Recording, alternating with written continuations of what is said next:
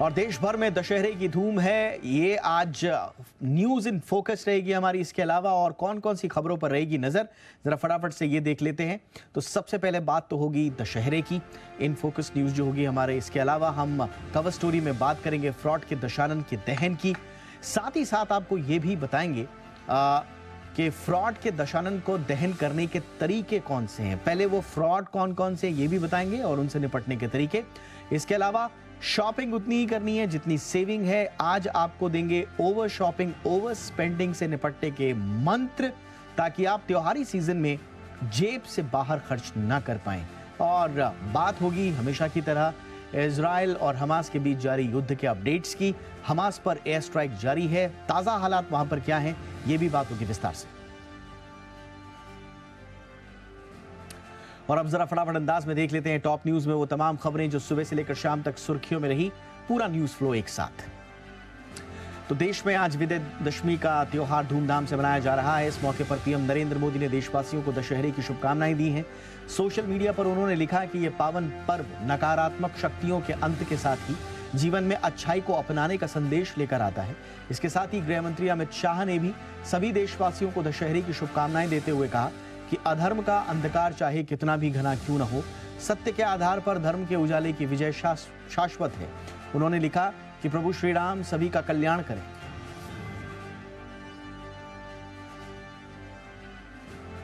दशहरा कार्यक्रम में पीएम मोदी ने द्वारका ग्राउंड में राम, सीता और लक्ष्मण की आरती की। कार्यक्रम में बड़ी संख्या में लोग शामिल होने पहुंचे। पीएम मोदी ने रावण दहन किया। वहीं दिल्ली के लाल किला मैदान में दशहरा को लेकर हुए कार्यक्रम में राष्ट्रपति द्रौपदी मुर्मू पहुंची। रावण दहन के मौके पर पीएम मोदी ने कहा कि ये अत्याचारी रावण पर भगवान राम की विजय का पर्व है। विजयादशमी पर शस्त्र पूजा का रिवाज है। हम रक्षा के लिए शस्त्र पूजा करते हैं, आक्रमण के लिए नहीं। पटना के गांधी मैदान में रावण का पुतला दहन हो गया। कार्यक्रम में सीएम नीतीश कुमार बतौर चीफ गेस्ट पहुंचे थे। उनके साथ लालू प्रसाद यादव नजर आए। मंत्री तेज प्रताप यादव भी थे। वित्त मंत्री विजय कुमार चौधरी भी मौजूद रहे। नीतीश कुमार ने एक्स पर लिखा, विजयदशमी के शुभ अवसर पर हार्दिक बधाई और शुभकामनाएं। इसे विजय पर्व के रूप में मनाया जाता है। ये असत्य पर सत्य की विजय का प्रतीक है। लोक जनशक्ति पार्टी रामविलास के राष्ट्रीय अध्यक्ष चिराग पासवान ने इंडिया गठबंधन और सीएम नीतीश कुमार पर जमकर हमला बोला। अखिलेश यादव के पोस्टर लगाने और प्रधानमंत्री दिखाने पर चिराग ने कहा कि उत्तर प्रदेश में अखिलेश यादव को प्रधानमंत्री दिखाया जाएगा, बंगाल में ममता बनर्जी को प्रधानमंत्री दिखाया जाएगा और समय समय पर प्रदेशों में सभी को प्रधानमंत्री का दावेदार दिखाया जाएगा।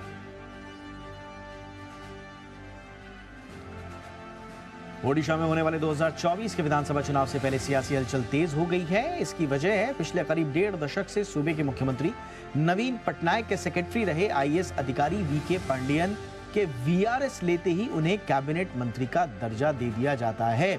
वो नवीन पटनायक के महत्वाकांक्षी परिवर्तनकारी पहल 5T के अध्यक्ष होंगे और सीधे मुख्यमंत्री को ही रिपोर्ट करेंगे। वीके पांडियन का पूरा नाम वी कार्तिकेय पांडियन है। उनका जन्म 25 मई 1974 को तमिलनाडु में हुआ था। वो करीब 23 सालों से मुख्यमंत्री नवीन पटनायक के खास रहे हैं।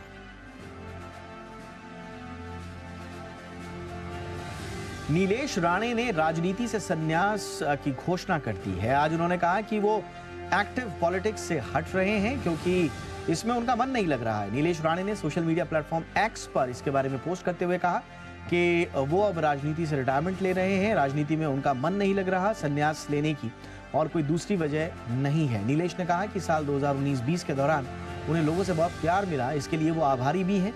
खुद को वो भाग्यशाली मान रहे हैं कि उन्हें बीजेपी जैसे संगठन में काम करने का मौका मिला। बहराइच में सपा नेता स्वामी प्रसाद मौर्य ने एक विवादित बयान दे दिया। उनका कहना है कि साधु और बाबाओं के भेष में आतंकवादी और अपराधी घूम रहे हैं। यूपी की योगी सरकार में ऐसे बाबाओं की मौज है। वो जानते हैं कि माननीय योगी जी की सरकार में उनका कोई बाल बांका करने वाला नहीं, इसलिए 25 करोड़ की सुपारी देकर मुझे मारने का फरमान बाबा ने जारी किया है। मौसम विभाग ने देश के पर्वतीय क्षेत्रों में बर्फबारी और पूर्वोत्तर के राज्यों में बारिश की संभावना जाहिर की है। इसके अलावा मौसम विभाग ने चक्रवात हामून को लेकर अलर्ट जारी किया है। मौसम विभाग के मुताबिक चक्रवात हामून के कारण बंगाल की खाड़ी से सटे राज्यों में बारिश हो सकती है। ओडिशा और बंगाल के कुछ क्षेत्रों में अलर्ट भी जारी किया गया। आईएमडी ने पूर्वोत्तर के राज्यों में भारी बारिश की संभावना जाहिर की है। मौसम विभाग ने बताया कि त्रिपुरा में भी भारी बारिश हो सकती है, साथ ही दक्षिण असम में भी बारिश के आसार हैं।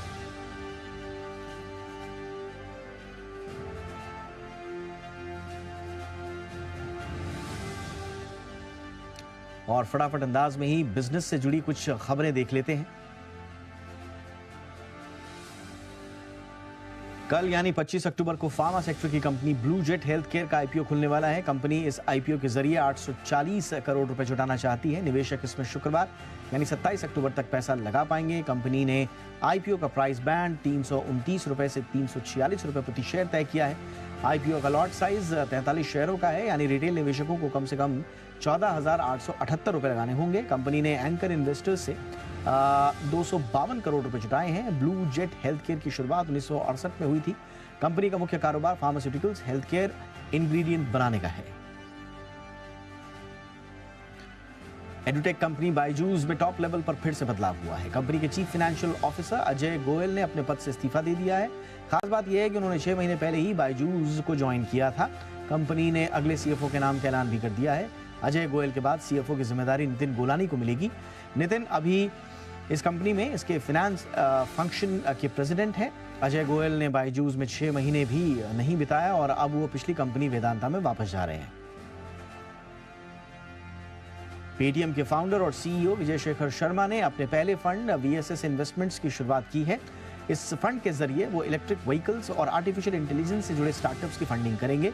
कंपनी ने एक स्टेटमेंट में कहा कि सेबी से मान्यता प्राप्त कैटेगरी 2 अल्टरनेटिव इन्वेस्टमेंट फंड की शुरुआती साइज 20 करोड़ रुपए है। अगर फंड को अच्छा रिस्पांस मिलता है तो इसमें 10 करोड़ रुपए का निवेश और किया जाएगा। इस तरह से टोटल कॉर्पस 30 करोड़ रुपए का हो जाएगा।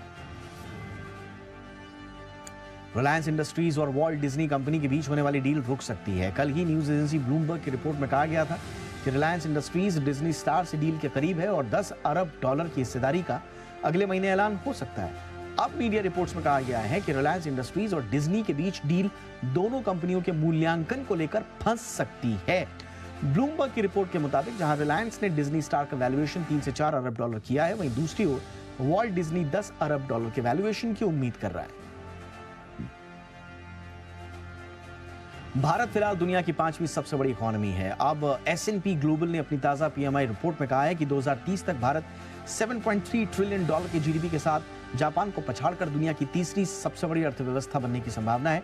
S&P ग्लोबल ने कहा है कि भारत एशिया में दूसरी सबसे बड़ी अर्थव्यवस्था बन जाएगा।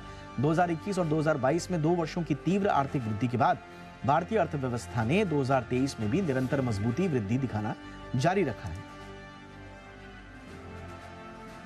IEA यानी अंतर्राष्ट्रीय ऊर्जा एजेंसी ने कहा है कि घरेलू एयर कंडीशनर चलाने के लिए भारत की बिजली की मांग 2050 तक 9 गुना बढ़ने का अनुमान है। IEA के मुताबिक पूरे अफ्रीका की मौजूदा कुल बिजली खपत से यह ज्यादा होगी। IEA ने अपने विश्व ऊर्जा आउटलुक में कहा कि भारत में अगले 3 दशक में दुनिया के किसी भी देश या क्षेत्र की तुलना में ऊर्जा मांग में वृद्धि सबसे ज्यादा होगी। पेरिस में मौजूद एजेंसी ने कहा कि बिजली की मांग तापमान पर निर्भर करती है और भारत में इस मांग में तेजी से वृद्धि हुई है।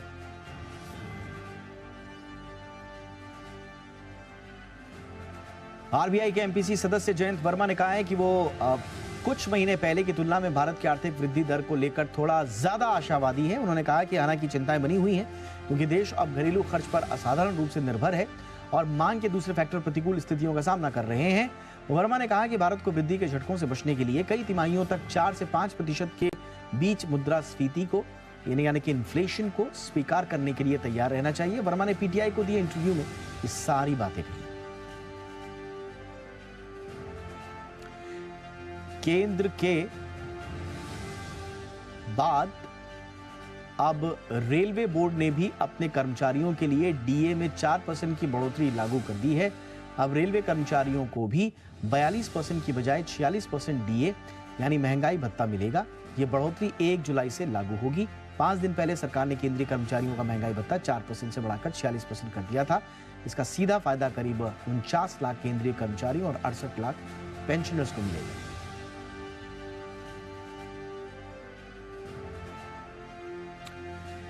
सीसीपीए यानी कि सेंट्रल कंज्यूमर प्रोटेक्शन अथॉरिटी ने 20 आईएएस कोचिंग संस्थानों को नोटिस भेजा है। साथ ही 4 संस्थानों पर 1-1 लाख रुपए की पेनल्टी लगाई गई है। जिन कोचिंग संस्थानों पर जुर्माना लगाया गया है उनमें राउज आईएएस स्टडी सर्किल, चहल एकेडमी, IQAR IAS और IAS बाबा शामिल हैं। इन कोचिंग संस्थानों पर आरोप है कि इन्होंने भ्रामक विज्ञापनों के जरिए छात्रों से पूरी जानकारी छिपाई। CCPA की चेयरपर्सन निधि खरे के मुताबिक ये एड के जरिए कैंडिडेट्स को मिसलीड करने का मामला है।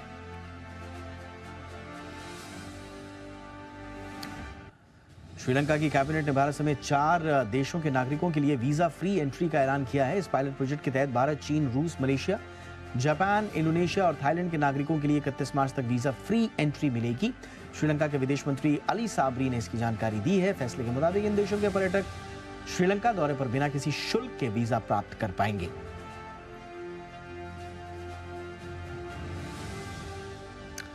चलिए, तो ये रही दिन भर की हलचल और अब शुरू करते हैं आज की हमारी कवर स्टोरी।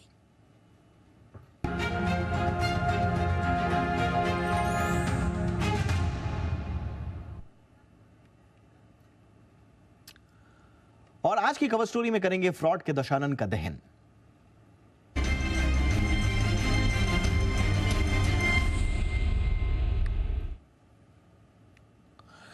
तो दशहरे का मौका बुराई पर विजय के साथ साथ फ्रॉड पर भी विजय पाने का है। आज हम फ्रॉड के ऐसे दशानन के खिलाफ आपको जागरूक करेंगे जिससे लोग अपनी मेहनत की कमाई चंद सेकंड में गंवा बैठते हैं। आपको बताएंगे 10 तरह के फ्रॉड्स, इनसे बचने के उपाय। पहले ये रिपोर्ट देखिए, वो कौन से 10 फ्रॉड्स हैं जिनसे आपको बचना है हर हाल में, और फिर इनसे बचने के उपायों पर करेंगे बहुत ही खास मेहमानों से चर्चा। पहले आप देखिए फ्रॉड के दशानन के इन रूपों को।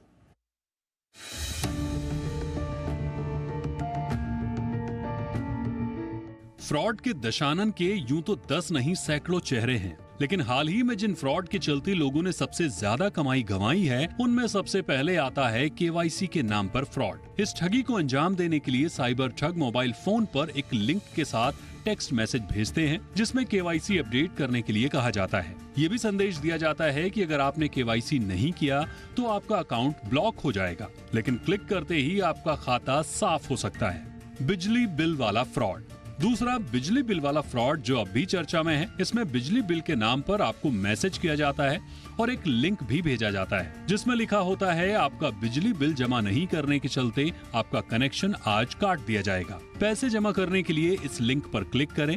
लिंक पर क्लिक करते ही आप फ्रॉड के शिकार हो जाते हैं। तीसरा ऑनलाइन गेमिंग फ्रॉड। इसमें आपको ऑनलाइन गेम खेलकर लाखों करोड़ों रुपए कमाने का लालच दिया जाता है। पहले गेम खेलने के लिए कुछ राशि भी दी जाती है और आप गेम खेलने लगते हैं। जीती हुई रकम भी आपके अकाउंट में ट्रांसफर कर दी जाती है। उसके बाद आगे गेम खेलने के लिए पैसों की डिमांड की जाती है। ज्यादा पैसा जमा करने पर ज्यादा राशि देने की बात की जाती है। ऐसे में आप फ्रॉड के शिकार होते जाते हैं। नौकरी के नाम पर फ्रॉड। चौथा, नौकरी के नाम पर फ्रॉड अब आम बात हो चली है। आपने गौर किया होगा कि आपको अक्सर मैसेज आता होगा पार्ट टाइम जॉब कर करोड़ों कमाए। इसमें भी साइबर ठग एक लिंक भेजता है।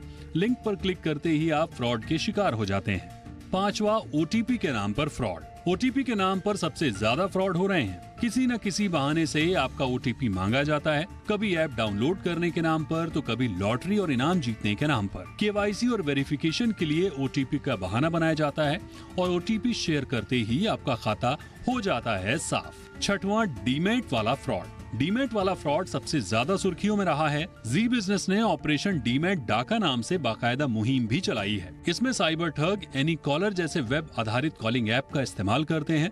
आपको लगेगा कि आपके ब्रोकर ने फोन किया है, आपसे पर्सनल डिटेल की वेरिफिकेशन के नाम पर जानकारी मांगी जाएगी। डिटेल्स में चेंज के लिए एक OTP मांगी जाएगी।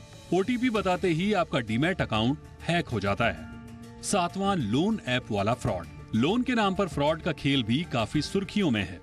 इसमें लोगों को सस्ते लोन का लालच दिया जाता है और फिर पैसों की वसूली की जाती है। कई बार लोगों से कई गुना राशि वसूली जाती है। पैसे नहीं देने पर आपकी फोटो को सॉफ्टवेयर के जरिए अश्लील बनाकर वायरल करने और दोस्तों रिश्तेदारों में बदनाम करने की धमकी दी जाती है। आठवां, लॉटरी के नाम पर फ्रॉड। इसमें आपको मैसेज या ईमेल के जरिए करोड़ों रुपए की रकम जीतने की बात कही जाती है। व्हाट्सएप नंबर भी दिया जाता है जिससे संपर्क करने पर जीती रकम लेने की बात कही जाती है। इनकी बातों में कतई ना आए वरना आप ठगी के शिकार हो सकते हैं। नौवां, QR कोड फ्रॉड। साइबर ठग आपको एक क्यूआर कोड भेजते हैं और लॉटरी जीतने का लालच देकर आपसे कोड स्कैन करवाते हैं। जैसे ही आप कोड स्कैन करके अपना सिक्योरिटी पिन डालते हैं, आपके बैंक अकाउंट से कुछ रुपए निकल जाते हैं और इस तरह से आप धोखाधड़ी के शिकार हो जाते हैं। मिस्ड कॉल वाला फ्रॉड। साइबर ठग व्हाट्सएप पर कई बार मिस्ड कॉल करते हैं और आपको लगता है कि कोई जानने वाला कॉल कर रहा है। कॉल बैक करके या मैसेज पर बात करके वो आपको अपने जाल में कई तरह से फंसा सकते हैं। इसलिए मिस्ड कॉल स्कैम से सतर्क रहें। तो फ्रॉड के इन 10 चेहरों से आपको रहना है सावधान और जागरूकता के तीर से करना है फ्रॉड के दशानन का दहन। ब्यूरो रिपोर्ट, जी मीडिया। बहुत ही खास मेहमान जितेंद्र जैन इस वक्त हमारे साथ जुड़ चुके हैं, जाने माने साइबर एक्सपर्ट हैं। जितेंद्र जी, बहुत बहुत स्वागत है आपका। दशहरे की बहुत बहुत शुभकामनाएं। और हमारे साथ हैं आशुतोष श्रीवास्तव, जाने माने एडवोकेट है सुप्रीम कोर्ट में। बहुत बहुत स्वागत है आशुतोष आपका भी, आपको भी दशहरे की बहुत बहुत शुभकामनाएं। जितेंद्र, चर्चा की शुरुआत आपसे ही करेंगे। बहुत एक लंबा अरसा हमारा ऑनलाइन जीवन के साथ हो चुका है, लेकिन इसके बावजूद अभी तक जो सबसे ज्यादा फ्रॉड्स हो रहे हैं वो आप टेक्निकली फ्रॉड भी नहीं कह सकते, क्योंकि जब हम पुलिसकर्मियों से बात करते हैं, बैंक से बात करते हैं कि भाई ये फ्रॉड क्यों हो रहे हैं, तो वो कहते हैं साहब देखिए तरीका है अलग अलग तरीका, लेकिन फ्रॉड इसलिए नहीं क्योंकि ओटीपी तो आप ही दे रहे हैं, वो आपको अलग अलग रूपों में सिर्फ जाल एक नए किस्म का फंसा देते हैं, लेकिन ओटीपी तो आप ही शेयर करते हैं। तो ये अभी तक हम क्यों जागरूक नहीं हो पाए, और करें तो करें क्या? देखिए, जो आपने कहा कि अब उसको आप फ्रॉड की परिभाषा दें या ठगी की परिभाषा दें। एक होता था जेब कतरा, जो आपका जेब जैसे पैसा काट के भाग जाए, और कई बार होता था लोग आपको किसी बातों में फंसा के आप ही से खुद पैसा मांग के उधार लेके आपकी बेवकूफी से आपको सम्मोहित करके ले जाए। तो अभी क्या हो रहा है कि जिस तरह के जितने आपने अभी ये दशानंद के 10 चेहरे बताए, 10 तरह के अलग अलग फ्रॉड बताए, चाहे वो मिस कॉल का फ्रॉड हो, केवाईसी का फ्रॉड हो, बैंक अकाउंट लिंकिंग का ब्लॉक करने का फ्रॉड हो, या आपने लॉटरी जीती है, या मिस कॉल पे एक्सटॉर्शन स्कैम है, या आपको ये कहा जाए कि आपका बैंक अकाउंट बंद कर दिया जाएगा अगर आप ओटीपी नहीं देंगे, अमेजॉन डिलीवरी के नाम पे फ्रॉड हो। कहीं ना कहीं जो कोर है उसका, जो गर्भगृह है, वो एक तरह से ये है कि किस तरह से आपकी साइकोलॉजी को मैनिपुलेट करके आपको तुरंत ये कन्विंस किया जाए कि अगर आपने तुरंत एक कोड को नहीं दिया तो एक इमीडिएट एक्शन के ना लेने पे आपका नुकसान हो सकता है, आपका बैंक अकाउंट बंद हो सकता है, आपको कोई कुरियर चले जाएगा, आपका केवाईसी अपडेट नहीं होगा, या आपको कोई क्रेडिट कार्ड लॉक हो जाएगा। और चूंकि इस समय आदमी पढ़े लिखे लोग जिनके पास अच्छा खासा पैसा है, समझदार लोग हैं, इंटरनेट पे काफी समय से हैं, वो ही इसके सबसे ज्यादा शिकार हो रहे हैं, क्योंकि वो ऑनलाइन बैंकिंग का भी इस्तेमाल करते हैं, सारे ऐप्स का भी इस्तेमाल करते हैं, वो एक्सपेक्ट भी करते हैं कस्टमर केयर वाले हमें घर बैठे बैठे सपोर्ट करेंगे। तो मुझे लगता है कि हमें 3 चीजों की गांठ अपने यहाँ पे बांध लेनी है। पहली बात, जो कि आपने दशानंद के चेहरे जो बताए, तो रामायण के युद्ध से और रामायण से बचने का सबसे सही उपाय था कि जो आप लक्ष्मण रेखा है उसको ना लांघे। जैसे सीता माता से वो गलती हुई, वो गलती आप ना करें किसी भी हाल में। जो अपना ओटीपी ना देने की जो लक्ष्मण रेखा है, जो आपका वन टाइम पासवर्ड है, वो कभी किसी को नहीं देना है। जब जब आप वो लक्ष्मण रेखा जो उसको लांघेंगे, तब तक आपके पैसे का हरण होगा। और आज के डेट में जो बैंक है ना, तो वो राम के रूप में है ना हनुमान के रूप में है, वो आलसी कुंभकर्ण के रूप में जो सो रहे हैं। तो आप इस चीज को समझे रखें कि इस समय अगर आपने अपनी बेवकूफी से या गलती से या किसी भी कारण से अगर ओटीपी दिया है और आपके साथ फ्रॉड हुआ है, तो आप मान के चलिए कि जितने यहाँ पे साइबर क्राइम की हेल्पलाइन चल रही है, 1930 है, साइबर क्राइम की .gov.in है, उस पे इतनी हजारों लाखों कंप्लेंट है कि आपके पैसे की जो रिकवरी की संभावना, कंप्लेंट जरूर लिखी जाएगी, कार्रवाई भी होगी, पर आपके पैसे को वापस पाने की संभावना ना के बराबर है। इसलिए बचाव ही सबसे अच्छा उपाय है, और आपको ये सुनिश्चित करना है कि आप किसी भी व्यक्ति को अपना ओटीपी नहीं देंगे। दूसरा, आप किसी भी अनजान व्यक्ति से बात नहीं करेंगे, चाहे वो कोई भी लोभ दे, बातचीत करने का था, जो लड़की की फोटो लाके फोन करे, आप किसी अनजान व्यक्ति से बात नहीं करेंगे, आप किसी को अपना ओटीपी नहीं देंगे, और किसी भी अनजान व्यक्ति से आई हुई किसी भी लिंक के ऊपर आप क्लिक नहीं करेंगे। अगर ये 3 चीजों के लक्ष्मण रेखाओं का आप पालन करते हैं, तो 99% आज की डेट में आप ये ओटीपी फ्रॉड से सिक्योर हैं। आपने बिल्कुल सही कहा, ये लक्ष्मण रेखा का जो आपने बिंब खींचा, वाकई में ये बहुत ही रिलेटेबल है, और इससे हर कोई दर्शक जो है वो जो फ्रॉड का दशानन है उससे बचने के तरीके समझ गया होगा। लक्ष्मण रेखा का आपको करना है पालन। आशुतोष जी, लेकिन अब दशानन जो ये फ्रॉड का है, ये तो अलग अलग स्वरूपों में आता है, और हम चाहे जितनी भी अपनी तरफ से तैयारी कर लें। ये ऐसा छलिया है कि ये कुछ ना कुछ लोगों को जाल में फंसा ही लेता है। अब ये बताइए जी, कि कानून है हमारे पास, वो जटायु जो हमें जी, मार्गदर्शन करेगा कि कैसे जाना जी, है लंका विजय के लिए?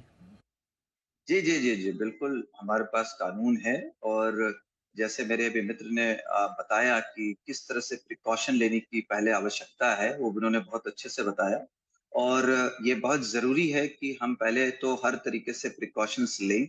ओटीपी से रिलेटेड जो हमें कॉल आते हैं या फिर जो लिंक आते हैं, कभी-कभी गलती से भी लिंक क्लिक हो जाता है, तो कोशिश करें कि उसको तुरंत एयरप्लेन मोड पे डालें या कुछ ऐसा करें जिससे कि डेटा ट्रांसफर पॉसिबल ना हो सके और हमेशा बहुत ध्यान से क्लिक करें देख करके कि आप जो भी ओपन कर रहे हैं पेज उसमें कोई गलती से कोई ऐसा चीज क्लिक ना हो जाए जो आपके लिए हानिकारक हो और देखिए जहां तक प्रिकॉशन अगर फेल हो जाता है सब करने के बावजूद भी तो जो हमारे पास कानून है वो बेसिकली आईटी एक्ट है 2000 का जिसको टाइम टू टाइम अमेंड किया गया जैसे जैसे बदलाव हुआ जैसे जैसे मॉडर्नाइजेशन हुआ जैसे जैसे नए नए जो है क्राइम्स सामने दिखने लगे लोगों को तो उसी तरीके से लॉ में भी अमेंड किया गया उसको और भी फुल प्रूफ बनाने की कोशिश की गई और इसमें टाइम टू टाइम नए सेक्शंस भी लाए गए जैसे इसमें जो है 3 साल से लेकर के लाइफ इम्प्रिजनमेंट तक का जो है प्रोविजन है आईटी एक्ट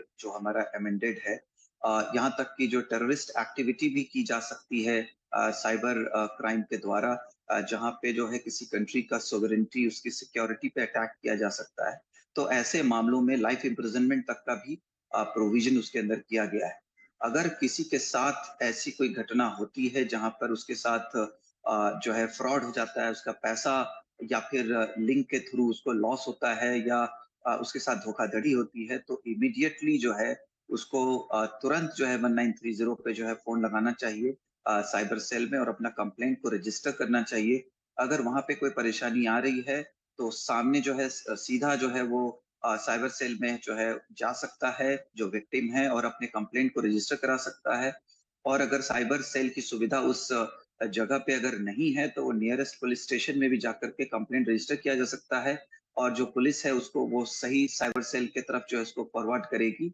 क्योंकि क्या होता है कि अगर लोग डिले कर देते हैं कंप्लेंट रजिस्टर कराने में तो क्राइम को इन्वेस्टिगेट करना जो है एक्सपर्ट्स के लिए भी बहुत डिफिकल्ट हो बड़ा जाता है डिफिकल्ट हो जाता और है। विद इन आवर्स जो है वो पैसा एक अकाउंट से दूसरे अकाउंट से तीसरे अकाउंट इस तरीके से उसको ट्रेस करना बहुत मुश्किल हो जाता है एब्सोल्युटली, तो एब्सोल्युटली, जो बिल्कुल आपने सही कहा जिनके कि साथ क्योंकि ये हाँ प्रक्रिया पूरी इतनी कॉम्प्लेक्स है। अगर जी छोटा-मोटा भी फ्रॉड हो जाता है तो हमें मालूम है, हम लोगों ने बहुत बातचीत की है लॉ एनफोर्समेंट एजेंसीज के साथ, उनके भी हाथ कई मामलों में बंधे होते हैं, वहां तक अभी पहुंचे नहीं है क्योंकि ये पूरा इवॉल्विंग थ्रेट है एक तरह से।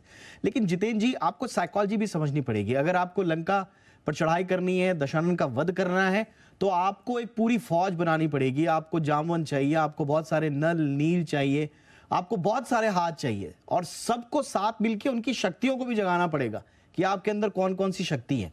और ये शक्ति है जागरूकता की। क्या ऐसे कारण हैं कि हम लोग जागरूक नहीं हो पा रहे हैं? साइकोलॉजिकल बैरियर्स हैं, पॉलिसी के बैरियर्स हैं, क्या ऐसी चीजें हैं? देखिए, चूंकि दशहरे का पर्व है और हम उसी भाषा में आज बात कर रहे हैं तो मैं जरूर कहूंगा बस कि आगे बढ़ा रहे हैं उसको। जैसा रामायण का वो है, हाँ, दशानन रावण अनेक रूपों में आपको लोभित करने के लिए आएगा। जैसे वो स्वर्ण मृग मृग बनकर आया था, हिरन बनकर आया था। कभी आपको वो फ्री की लॉटरी दिलाने के रूप में आएगा, कभी आपको वो जो है एक फ्री का इनाम अमेज़न से गिफ्ट वाउचर के रूप में आएगा। कभी वो ये कहकर आएगा कि अगर आप किसी की मदद कीजिए, अपना ओटीपी दीजिए, नहीं तो आपका बैंक अकाउंट लॉक हो जाएगा। वो अलग-अलग रूपों में, कभी आपके पैसे को डबल करने के लिए, कभी क्रिप्टो में इन्वेस्टमेंट कराने के लिए। जैसे रावण स्वर्ण स्वर्ण मृग बन के सीता जी का हरण करने आया था, वैसे ही ये लोभी रावण, साइबर फ्रॉड के रावण अलग-अलग रूपों में आपको ललचाने के लिए आएंगे। एकमात्र उपाय उसका जो बचाव है वो लक्ष्मण रेखा जो है, कभी भी किसी को अपना ओटीपी ना देने की और एक अनजान लिंक पर ना क्लिक करने की, उस लक्ष्मण रेखा को आप कभी मत नापिए, लांघिए। और अगर फिर भी अगर हरण होता है आपके पैसे का, तो जो हमारे हनुमान हैं, जिनको जामवंत जी ने भी उनकी शक्तियों का ज्ञान कराने के लिए जगाया था कि आप अपनी शक्तियों को पहचानिए, तो वो जरूरत हमारे यहाँ पे लॉ एनफोर्समेंट डिपार्टमेंट्स को भी है कि आप अपनी शक्तियों को समझिए, अपनी क्षमताओं को समझिए, उससे बचाव करने के लिए, जागरूकता फैलाने के लिए और इन पिशाचों को पकड़ने के लिए आपके पास अनेक शक्तियां हैं। खाली आपको अपनी शक्तियों का सृजन करना है, स्किल डेवलपमेंट करना है और इस साइबर फ्रॉड का जो है आपको खात्मा करना है। बड़ा दिलचस्प है। एक छोटे से ब्रेक के लिए मैं रुक रहा हूँ। ये चर्चा बड़ी दिलचस्प है और देखिए कि रामायण के पात्रों नहीं जितेंद्र जी, मुझे जाना देख अच्छा, अगर आपकी अनुमति हो तो। नहीं, बिल्कुल बिल्कुल। और आज आपने दशहरे के दिन इतने महत्वपूर्ण मौके पर यह अमूल्य समय हमें निकाला, हम तो धन्यवाद आपको कहेंगे। और धन्यवाद और आप सभी को विजयदशमी की बहुत बहुत धन्यवाद, बहुत धन्यवाद। फ्रॉड के दशानन का दहन आज हो रहा है। 10 तरह के फ्रॉड्स हम आपके लिए लेकर आए हैं जिनसे आपको रहना है सतर्क। कैसे, ये तरीके हमने आपको बताए, लेकिन खुदा ना खास्ता अगर आपके साथ फ्रॉड हो भी जाए तो उसके लिए शुरुआती कदम क्या है, थोड़ा और बारीक जानकारी के लिए फाइनल कमेंट के लिए आशुतोष जी के पास चलते हैं। आशुतोष जी, टिप्स दे दीजिए सर जाते जाते हमारे दर्शकों को कि अगर फ्रॉड हो जाए तो फिर 1 2 3 क्या करें। जी, अगर सारे प्रिकॉशंस लेने के बाद भी अगर फ्रॉड हो जाता है किसी के साथ, तो जो सबसे पहला जो उनको करना है वो है तुरंत जो है कंप्लेंट को रजिस्टर करना साइबर सेल में, है ना, या फिर नियरेस्ट जो पुलिस स्टेशन है वहां पे, या फिर ऑनलाइन, या फिर जो 1930 जो कॉल सेंटर का जो नंबर है पोर्टल का, और तुरंत उनको बताना है कि उन्होंने कहाँ पे पैसा दिया, किसको दिया, किसके अकाउंट में ट्रांसफर हुआ, ये सारे डिटेल्स को उनको प्रोवाइड करना चाहिए ताकि जो अथॉरिटीज है वो इमीडिएटली उस पर जो है कार्रवाई कर सके। नहीं तो अगर देर हो जाने से फिर वो बहुत डिफिकल्ट है अथॉरिटीज के लिए भी उसको इन्वेस्टिगेट करना, और वो जो थ्रेड है जो पैसों का जो एक अकाउंट से दूसरे अकाउंट्स की तरफ जो जाता है उसको जो है डेप्थ में जा करके उसके बारे में पता करना, ये बहुत डिफिकल्ट हो जाता है।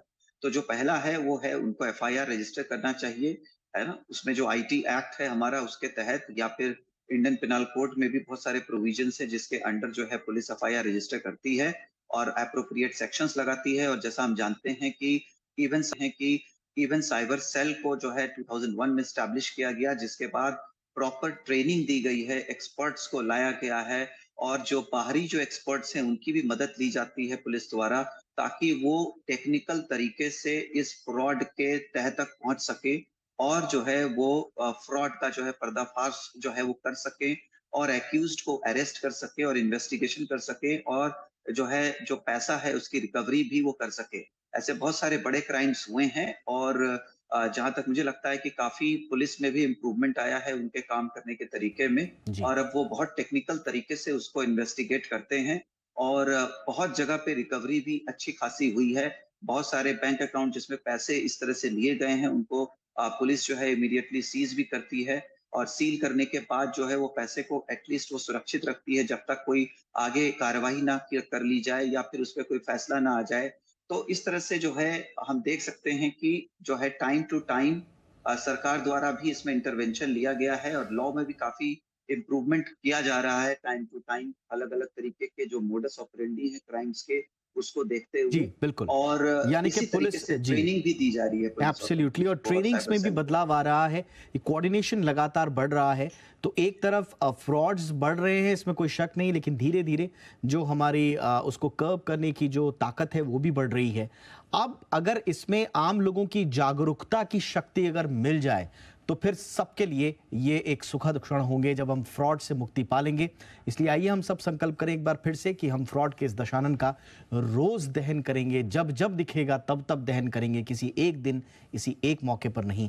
हमेशा ये याद रखना है कि कौन से फ्रॉड हमारे साथ हो सकते हैं और उनसे बचना कैसे। बहुत बहुत धन्यवाद आशुतोष जी, एक बार फिर से आपको दशहरे की शुभकामनाएं। हमारे दर्शकों के लिए आपने इस दिन बिजी समय से वक्त निकाला, धन्यवाद आपका। ये थी हमारी कवर स्टोरी।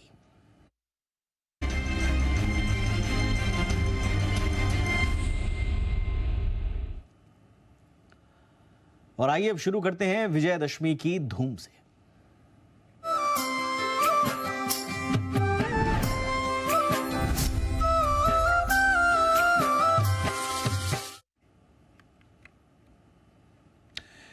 चीन चालबाजी और असत्य के दम पर भारत के खिलाफ साजिशें रचता रहता है। भारत दुनिया के सामने हमेशा सत्य की बात करता है। जब धोखेबाज चीन को विजयदशमी के दिन तवांग पहुंचकर रक्षा मंत्री राजनाथ सिंह ने साफ संदेश दिया है।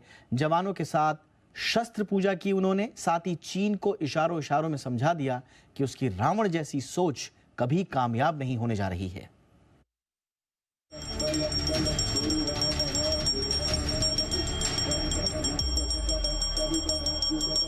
चाहे भले ही हमारी जान चली जाए, लेकिन हमारे देश की सीमा सुरक्षित रहनी चाहिए। भारत माता की जय के ये नारे गूंज रहे हैं अरुणाचल प्रदेश के तवांग में।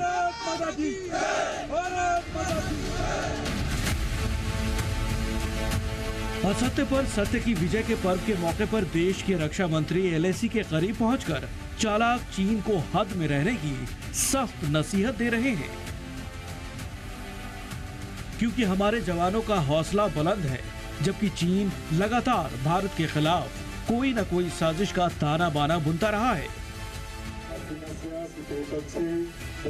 देश के जाबाजों के बीच पहुंचकर रक्षा मंत्री राजनाथ सिंह ने दुश्मनों का नाश करने वाले शस्त्रों की भी पूजा की। साथ ही चीन जैसे देशों को सख्त संदेश दिया कि देश के दुश्मन ने अगर अपनी हदें पार की तो उसे मुंहतोड़ जवाब मिलेगा।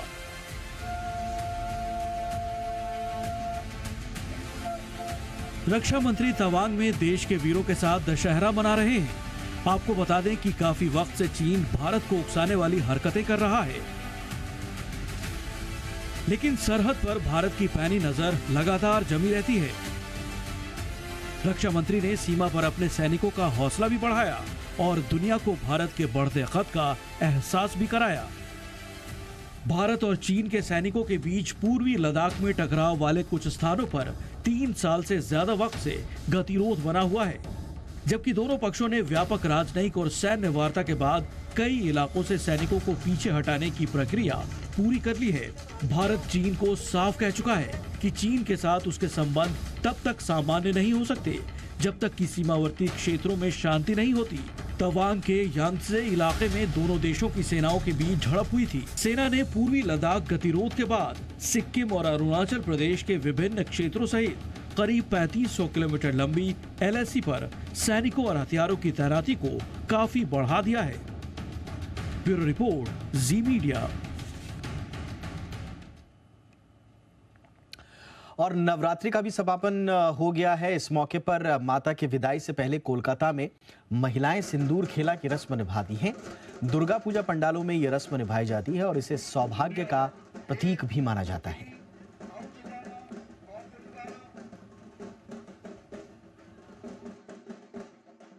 और पश्चिम बंगाल में मां दुर्गा का सिंदूर खेला के साथ कैसे हुई विदाई, ये बता रही हैं हमारी संवाददाता पूजा मेहता। आज विजयादशमी है, बुराई पर जो है अच्छाई की जीत है। साथ ही पश्चिम बंगाल में दुर्गा पूजा भी समाप्ति पर है और आज मां दुर्गा को विदा करेंगे। लेकिन सिंदूर खेला के साथ आपको बता दें, जो रीति रिवाज होता है मायर बोरोन बोलते हैं, जिसका मतलब है कि मां को इसी पान के पत्तों से जो है स्पर्श किया जाता है, मां की मांग भरी जाती है और साथ ही जो है प्रसाद भी दिया जाता है। और ये तमाम महिलाएं पहुंची है यहाँ पर कोलकाता की ये मुदियाली क्लब में, जहां पर सिंदूर खेला के साथ जो है मां दुर्गा को जो है विदा किया जाएगा। आप देखिए, मां का बोरन के बाद जो है एक दूसरे को इसी तरीके से जो शादीशुदा महिलाएं हैं वो एक दूसरे को, सुहागन महिलाएं जो है वो इस तरह से सिंदूर लगाती है। साथ ही ये कामना करती है कि हमेशा उनका जो है सुहाग बना रहे। आप देखिए, एक दूसरे को इस तरह से जो है लगाया जाता है सिंदूर, मांग भी भरी जाती है। और साथ ही कुछ महिलाएं यहाँ पर है जिनका इस साल जो है फर्स्ट ईयर है, शादी के बाद पहली बार जो है सिंदूर खेला के साथ जो है यहाँ पर पहुंची है। इस साल आपका पहला साल है, कितना एक्साइटेड है? आप हर साल यहाँ पर वेट करते हैं सिंदूर खेला के लिए, और जो शादीशुदा महिलाएं होती हैं उनके लिए बहुत अहम ये रीति रिवाज है। कैसे देखते हैं इसको? इसको हम लोग बहुत शुभ मानते हैं और हम लोग का ये बोलना है कि जितना सिंदूर लगाओगे उतना आपका पति का उम्र बढ़ेगा। तो इसीलिए ये दिन के लिए हम लोग सब पे वेट करते हैं। सबका जैसे करवा चौथ होता है हम लोग का, तो वैसे ही ये वाला दिन बहुत ही मेन, मतलब हम लोग के लिए, सुहागन लोग के लिए मेन होता है। हालांकि सुहागन महिलाएं जो है वो सिंदूर खेला में भाग लेती है, लेकिन अब पुराने तौर तरीकों को थोड़ा पीछे छोड़ के बाकी महिलाओं को भी जो है उनसे जोड़ा जाता है। आपको और लोगों से बात करते हैं कि पूरे साल वेट करते हैं, माँ 4 दिन के लिए आती है और फिर दुख के साथ आज विदा करना होता है। सिंदूर खेला के दौरान कैसा लग रहा है? थोड़े से निराश है, दुख हो रहा है? थोड़े से तो निराश है, लेकिन फिर भी आनंद होता है क्योंकि माँ को बोल देती हूँ माँ अगले साल फिर आना। एक साल फिर हम लोग थोड़ा ये सज धज के फिर साड़ी वाड़ी खरीद के फिर नया से शुरू करेंगे। आज लेकिन महिलाओं के साथ जो है हस्बैंड की भी ड्यूटी होती है। आपके भी हस्बैंड पास में है, उनको थाल पकड़ाकर जो है आप लोग माँ को बोरन भी करते हैं। आज क्या स्पेशल डे होता है महिलाओं के लिए, और साथ ही हस्बैंड्स के लिए अलग ड्यूटी लगाते हैं? यही तो होता है ना हस्बैंड्स के लिए, क्योंकि जो भी हम सिंदूर लगाते हैं, जो भी लगाना पड़ता है वो सिंदूर के लिए, तो हम इन्हीं के लिए करते हैं। तो थोड़ा बहुत रिस्पॉन्सिबिलिटी और ड्यूटी इन लोगों का भी होता है कि थाल पकड़ो, तुम्हारे लिए ही कर रहे हैं, तुम्हारे मंगल के लिए कर रहे हैं, तो थोड़ा थाल पकड़ो, फोटो ले लो, अच्छे से तुम्हारे लिए प्रे करेंगे, मिलजुल के साथ में अगले साल के लिए तैयारी करेंगे।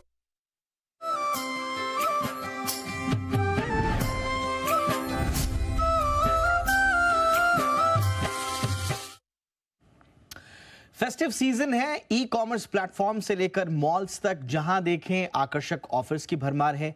ऐसे में न चाहते हुए भी शॉपिंग हो जाती है, लेकिन डिस्काउंट के लालच में ओवर स्पेंडिंग कई बार बटुए पर, जेब पर भारी पड़ जाती है।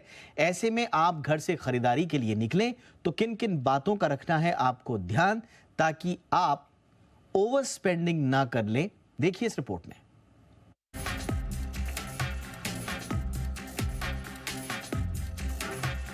फेस्टिव सीजन है, ऑनलाइन से लेकर मॉल और बाजारों में ऑफलाइन शॉपिंग तक जहां देखें ऑफर्स ही ऑफर्स। कहीं ब्लॉकबस्टर डील्स तो कहीं 0 इंटरेस्ट EMI का ऑफर। खरीदारी करने से बचने की कोशिश जैसे तैसे कर भी लें तो 80 से 90% का मेगा डिस्काउंट देखकर मन डोल जाता है। हाथ बटुए पर चला ही जाता है, या तो नगद, नहीं तो डेबिट कार्ड, नहीं तो क्रेडिट कार्ड है ना। आज कर लो शॉपिंग, कल की कल देखी जाएगी। लेकिन यही कल की कल देखी जाएगी वाली सोच के चलते कई बार लोग शॉपिंग के दौरान ओवर स्पेंडिंग का शिकार हो जाते हैं। दरअसल कंपनियां कंज्यूमर्स के माइंडसेट को रीड करते हुए ही इस तरह के ऑफर देती है जो आपको खरीदारी करने के लिए मजबूर कर दे। जैसे 3000 की शॉपिंग पर 1000 का कूपन। अब आपको 2-2.5 हजार की ही शॉपिंग करनी है, लेकिन 1000 के कूपन के लालच में आप 3000 की शॉपिंग कर बैठेंगे। गैर जरूरी सामान घर खरीद लाएंगे जिसके बगैर आपका कोई काम नहीं रुकता। तो ऐसा क्या करें ताकि आपकी शॉपिंग स्मार्ट हो और आप फिजूल खर्ची से बच सकें? पहली बात तो ये कि आप भूल जाएं कि आपको ब्लॉकबस्टर डील मिल रही है। दरअसल किसी न किसी बहाने कंपनियां साल भर डिस्काउंट देती ही रहती है। कभी होली, कभी दिवाली, तो कभी स्वतंत्रता और गणतंत्र दिवस पर। इस दौरान आप शॉपिंग से चूक गए तो नए साल में कंपनियों का ऑफर होता ही है। कभी समर तो कभी विंटर ऑफर, तो फिर क्यों ऑफर के पीछे दौड़ना। दूसरा, घर से जब भी शॉपिंग के लिए निकलें, लिस्ट तैयार कर लें कि ऐसे कौन से सामान हैं जिन्हें खरीदना है। साथ ही दिमाग में एक बजट भी तैयार रखें ताकि आपके महीने का बजट कंट्रोल में रहे। शॉपिंग करते समय अपने भविष्य के खर्चे को भी ध्यान में रखें, इससे आप ओवर स्पेंडिंग से बच सकेंगे। ये कुछ ऐसे टिप्स हैं जिसका सीधा संबंध आपके मनोविज्ञान से है। फिजूल खर्ची वाली शॉपिंग से बचना है तो आप अपने साथ घर से निकलते समय कोई बड़ा थैला न ले जाएं। थैला छोटा होगा तो केवल जरूरी सामान ही आप खरीदेंगे। दूसरा, शॉपिंग के दौरान आपके बटुए में कम लिमिट वाला क्रेडिट कार्ड होना चाहिए। आपको तो पता ही होगा कि मॉल में जाना है तो क्या क्या शॉपिंग करनी है और इसकी कुल कीमत कितनी हो सकती है। ये टिप्स उनके लिए है जो क्रेडिट कार्ड से शॉपिंग करते हैं। जब कम क्रेडिट लिमिट होगी तो केवल वही सामान खरीदेंगे जो आपके लिए जरूरी होगा। वहीं सेल्स स्टाफ से ज्यादा ना घुले मिले, वरना आपके उसके दिए ऑफर को ना कहना मुश्किल होगा, जो अपने टारगेट को पूरा करने के लिए आपके साथ इमोशनल हो सकता है। वहीं जिस सामान को आपको नहीं लेना है उस पर मिल रहे मेगा डिस्काउंट पर ना जाएं, न ही उस उत्पाद को बार बार हाथ लगाएं। इससे भी आपके मन का लालच बढ़ सकता है। अब ऑनलाइन खरीदारी पर आते हैं। आप ई कॉमर्स प्लेटफॉर्म्स पर केवल उन्हीं उत्पादों को सर्च करें जिन्हें खरीदना है। साथ ही दूसरे वेबसाइट्स पर उस उत्पाद की कीमत को जांचें, उसके रिव्यूज देखें, रिटर्न की पॉलिसी देखें। आप इन सब कामों में जितनी देरी करेंगे, आप उतना ही डिस्काउंट सिंड्रोम से बाहर निकलेंगे। फिर बहुत संभावना होगी कि आप सोच समझकर जरूरी सामान का ही ऑर्डर करेंगे। ये कुछ सामान्य टिप्स हैं जो आपको फेस्टिव सीजन में फिजूल खर्ची से बचाने में मददगार साबित हो सकते हैं। ब्यूरो रिपोर्ट, जी मीडिया। और अब बात कर लेते हैं इजराइल और हमास महायुद्ध की।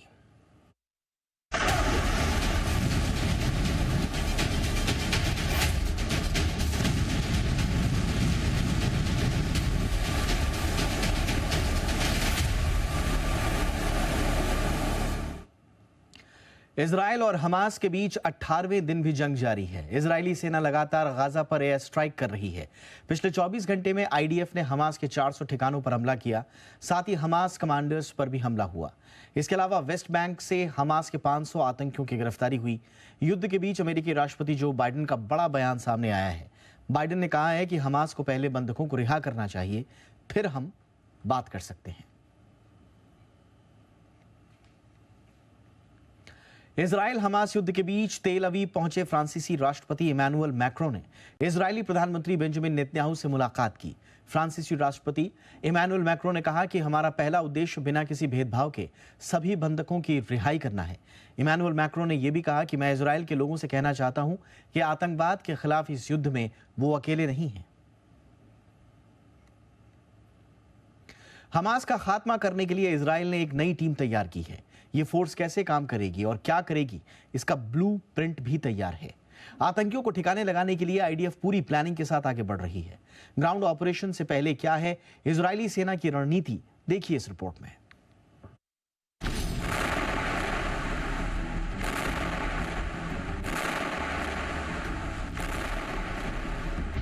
हमास के खिलाफ इजराइल की जंग जारी है। आईडीएफ की बमबारी में गाजा पट्टी में जगह जगह तबाही के निशान देखे जा रहे हैं। इजराइल के हवाई हमले हमास की हवाइयां उड़ा रहे हैं। आतंकी ठिकानों को चुन चुन कर मारा जा रहा है। एयर स्ट्राइक के साथ ही अब जमीनी ऑपरेशन शुरू करने की तैयारी की जा रही है। इसके लिए टैंक और तोपें गाजा बॉर्डर पर तैनात हैं। इजराइल का मकसद हमास का खात्मा करना है और इसके लिए पूरी प्लानिंग बनाई गई है। कब और कैसे हमला करना है, इसका हर अपडेट प्रधानमंत्री नेतन्याहू खुद दे रहे हैं। तेल अवीव पहुंचे ग्रीस के प्रधानमंत्री किरियाकोस से मुलाकात के बाद भी नेतन्याहू ने हमास को मिटाने का अपना संकल्प दोहराया। आईडीएफ यानी इजराइल डिफेंस फोर्स का प्लान तैयार है। इंतजार सिर्फ सही वक्त का किया जा रहा है। इस सब के बीच इजराइल ने एक बड़ा कदम उठाया है। इजराइल पहले ही कह चुका है कि हमास के आतंकी खुद को अब मरा हुआ समझे। अलग अलग मोर्चों पर सेना के बीच जा रहे इजरायली पीएम लगातार जवानों का हौसला बढ़ा रहे हैं और जीत का दावा भी कर रहे हैं। हमास हो या हिजबुल्लाह के आतंकी, इजराइल की एक ही रणनीति है, आगे बढ़ो और आतंक का सफाया करो। अब तक के ऑपरेशन में इजराइल लगातार आतंकियों तक पहुंचने की कोशिश कर रहा है। इजराइल ने आतंकियों के खात्मे की कसम खाई है और उसके लिए काम भी किया जा रहा है। हवाई हमलों के साथ अब सबको ग्राउंड ऑपरेशन का बेसब्री से इंतजार है ताकि बेकसूर इजरायलियों को मारने वाले आतंकियों का अंत जल्द से जल्द किया जा सके। ब्यूरो रिपोर्ट, जी मीडिया। कट्टरवाद कैसे दुनिया को युद्ध में झोंक सकता है, इसका सबसे ताजा उदाहरण है हमास और हिजबुल्लाह की जोड़ी का इजराइल के खिलाफ आतंकी हमला बोलना। जवाब में इजराइल पिछले 18 दिनों से गाजा जंग में आतंकियों को ढेर कर रहा है। पूरी दुनिया इस युद्ध की साक्षी बनी हुई है। आरएसएस प्रमुख ने युद्ध के लिए स्वार्थ और कट्टरवाद को बड़ी वजह बताया। अब वक्त आ गया है कि भारत दुनिया को रास्ता दिखाए और कट्टरवाद के खिलाफ विजयदशमी का पर्व मनाए। देखिए ये रिपोर्ट। स्वार्थ और कट्टरपन के चलते कलह चलते हैं, स्वार्थों के टकराव और अतिवादिता के कारण युद्ध चलते हैं। जब दुनिया में स्वार्थ बढ़ता है तो कट्टरवाद फैलता है, कट्टरवाद के कारण युद्ध होते हैं। ऐसा ही एक संकट हमास और हिजबुल्लाह के आतंकियों ने पैदा किया है, जिसके कारण आज गाजा युद्ध की साक्षी पूरी दुनिया बनी है। राष्ट्रीय स्वयंसेवक संघ यानी आरएसएस चीफ मोहन भागवत ने कुछ इसी तरह के संकटों की ओर ध्यान दिलाया। उनके मुताबिक ऐसे संकटों का सही हल दुनिया के पास नहीं दिख रहा है। भागवत का कहना है कि सृष्टि विविधता के लिए बनी है, जो विविध ही रहेगी, लेकिन स्वार्थ के चलते कट्टरवादी लोग दुनिया को युद्ध में झोंक रहे हैं। आपको बता दें कि 7 अक्टूबर को फिलिस्तीन के कट्टरपंथी और आतंकी संगठन हमास ने जिस तरह से बर्बरता दिखाई, उसके बाद इजराइल को युद्ध मैदान में कूदना पड़ा ताकि आतंकियों के मंसूबों को सफल न होने दिया जाए। इस वक्त हमास की कट्टरवादी सोच और क्रूरता की तस्वीरें पूरी दुनिया देख रही है। बेगुनाहों को मौत के घाट उतारना हो या मासूमों के सामने ही उनके माँ बाप की हत्या करना हो या फिर अपनी मांगे मनवाने के लिए लोगों को बंधक बनाकर रखना हो, इस तरह का आतंक कट्टरपंथियों की सोच का नतीजा है। हमास ने अपने आतंकी ऑपरेशन का नाम भी अल अक्सा मस्जिद के नाम पर ही यानी ऑपरेशन अल अक्सा फ्लड रखा, ताकि मुस्लिम जगत को भड़काने में आसानी हो सके। गाजा युद्ध के करीब 10 दिन बाद अपने दोस्त हमास की देखा देखी हिजबुल्लाह ने भी युद्ध मैदान में उतरने के लिए लेबनान के बॉर्डर पर कोशिश तेज कर दी है। हालांकि इजराइल अकेले ही हमास और हिजबुल्लाह को जवाब दे रहा है। अब आपको बताते हैं कि आतंक की सभी हदें पार करने वाला हिजबुल्लाह क्या है। हिजबुल्लाह का अर्थ है अल्लाह की पार्टी। मतलब साफ है कि हिजबुल्लाह ने धार्मिक भावनाओं के जरिए कट्टरवाद का जहर घोलना शुरू किया। खास बात यह है कि हिजबुल्लाह के जन्म की कहानी इजराइल की स्थापना से भी पुरानी है। भागवत के मुताबिक भारत जैसा देश ही अब विश्व को रास्ता दिखा सकता है। जाहिर है दानवता पर मानवता की विजय के लिए कट्टरपंथियों की साजिशों को नाकाम करना अब जरूरी हो गया है। ब्यूरो रिपोर्ट, जी मीडिया।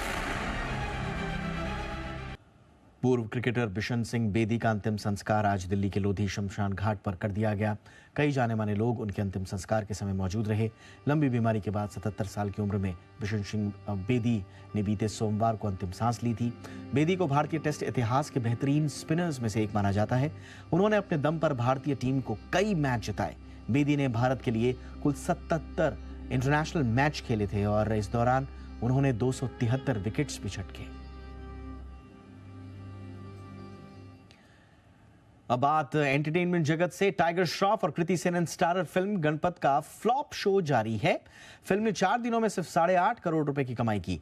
फिल्म ने बीते दिन 1.25 करोड़ रुपए का कलेक्शन किया। फिल्म को दर्शकों ने पूरी तरह से नकार दिया है। वहीं दूसरी तरफ दिव्या खोसला की फिल्म यारियां 2 का भी बुरा हाल है। फिल्म ने 4 दिनों में महज 2.25 करोड़ का ही कारोबार किया।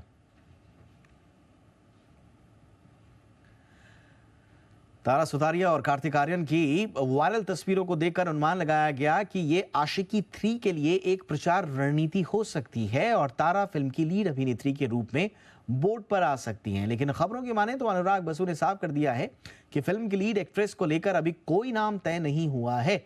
उन्होंने कहा कि तारा सुतारिया को लीड रोल में लेने को लेकर अभी महज अटकलें चल रही हैं, जो सच नहीं है। शिल्पा शेट्टी के पति और बिजनेसमैन राज कुंद्रा बतौर अभिनेता अपने करियर की शुरुआत फिल्म यूटी 69 से करने जा रहे हैं। डायरेक्टर शहनवाज अली द्वारा निर्देशित फिल्म की कहानी राज कुंद्रा के आर्थर रोड जेल में बिताए 63 दिनों पर आधारित है। राज कुंद्रा की फिल्म इस साल नवंबर में सिनेमाघरों में रिलीज के लिए तैयार है।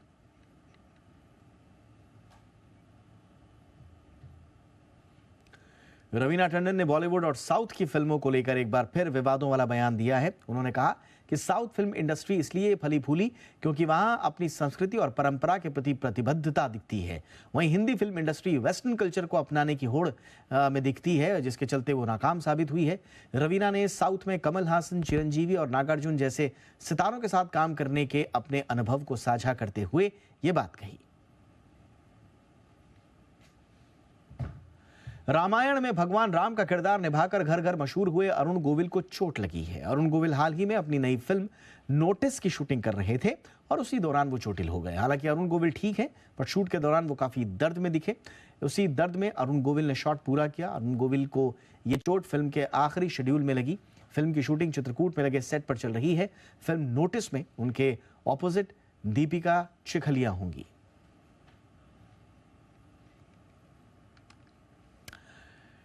इंडिया 360 में आज बस इतना ही। #ZIndia360 याद रखिए। कोई राय, कोई सुझाव हो तो जरूर भेजिएगा। एक बार फिर से हमारे तमाम दर्शकों को दशहरे की बहुत बहुत शुभकामनाएं। नमस्कार।